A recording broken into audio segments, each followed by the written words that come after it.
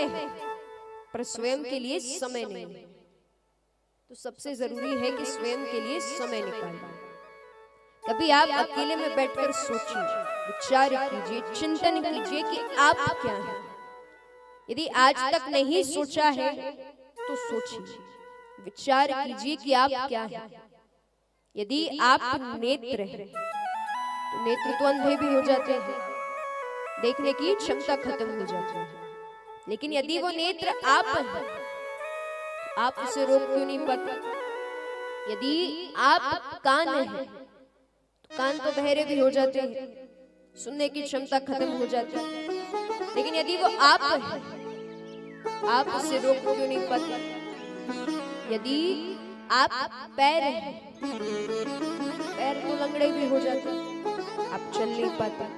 पर यदि वो आप हैं, आप उसे रोक क्यों नहीं पाते? अरे यदि आप शरीर हैं तो इस शरीर की तो मृत्यु हो जाती है, पर यदि वो आप हैं तो आप उसे रोक क्यों नहीं पाते? यदि ये शरीर हमारा होता तो हर व्यक्ति अमर हो जाता। कोई नहीं चाहता मृत्यु हो, हर व्यक्ति अमर होना चाहता है, पर हो नहीं सकते क्योंकि शरीर हमारा है ही नहीं। यदि हमारा होता तो हमारी मृत्यु नहीं होती। क्या हम इसे मृत्यु से रोक सकते? नहीं।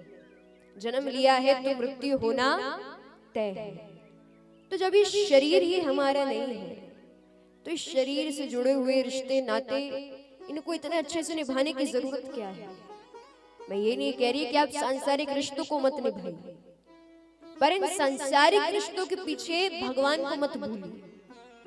हम क्या करते हैं, दूसरों के पीछे भगवान को भूल जाते हैं। आप अकेले में बैठकर सबसे पहले सोचिए कि आप क्या हैं। जब आप सोचेंगे, विचार करेंगे, चिंतन करेंगे, मनन करेंगे कि आप क्या हैं, तो अंदर से केवल एक आवाज निकलेगी, जिन सब चीजों को तुम अपना मान रहे हो वो मात्र तुम्हारा वहम है, कुछ आपका नहीं है संसार में। ये संसार आपका वास्तविक घर नहीं है। देखिए, 6 घंटे नौकरी करना, 8 घंटे व्यवसाय करना, ये भी एक धर्म है। अपने बच्चों के लिए, परिवार के लिए एक बड़ा सा मकान बनाना, ये भी एक धर्म है। धन कमाना, ये भी एक धर्म है। एक बड़ा सा मकान बनाना, समाज में प्रतिष्ठा पाना, ये भी एक धर्म है। पर इन सब चीजों को अपना मानना, यही हमारी गलती है। मेरा मकान, मेरे बच्चे, मेरा परिवार, मेरा धन, आपका कुछ नहीं है। जब इस शरीर ही आपका नहीं है तो बाकी चीजें कैसे आपकी हुई? तो आप इस संसार को अपना वास्तविक घर मत मानिए। सबसे जरूरी है इस भाव को मन में ले आना। जो व्यक्ति इस भाव को अपने मन में ले आएगा, उसका जीवन अपने आप सफल होना शुरू हो जाएगा। अब देखिए, मोक्ष के दरवाजे पर एक ताला लगा हुआ है। उस ताले को खोलने के लिए 84 लाख चाबियां बनाई गई। मतलब हमें उतनी योनियों में भ्रमण करना पड़ता है। लेकिन उस ताले में एक चाबी ऐसी है जो बिल्कुल फिट बैठती है, और वो चाबी है मानव तन की।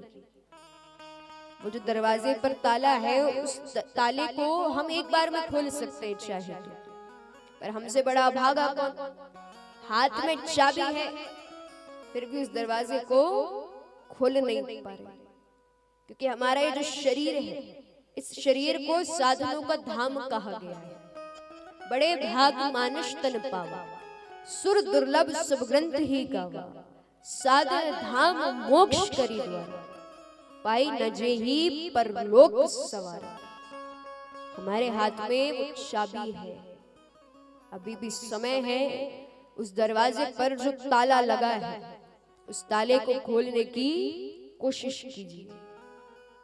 और महाराज, सबसे जरूरी है कि भगवान पर विश्वास रखना, उनसे प्रेम करना, अपना जीवन भगवान को सौंप देना।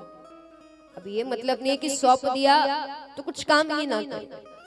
आपको कर्म तो करना पड़ेगा, कि जब तक कर्म नहीं करेंगे उसका फल नहीं मिलेगा।